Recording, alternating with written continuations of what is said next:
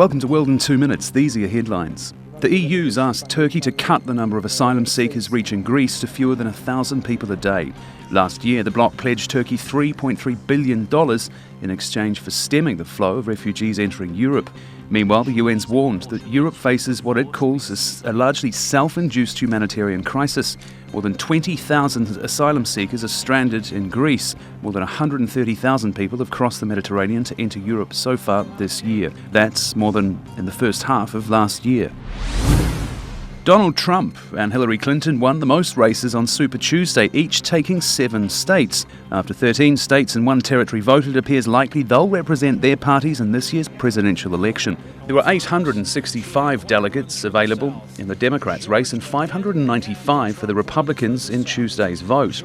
Democrats are scheduled to choose the party's candidates at a national convention in July. A Democrat needs almost 2,400 delegates for the nomination, and a Republican needs almost 1,240. Russia's asked the UN Security Council to change a draft resolution on new sanctions against North Korea. The US and China agreed to the draft over Pyongyang's nuclear test last week. Penalties have been imposed on North Korea since 2006 due to its nuclear tests and rocket launches. The new sanctions would require that all cargo going in and out of the country be inspected. The Council is expected to vote on Wednesday.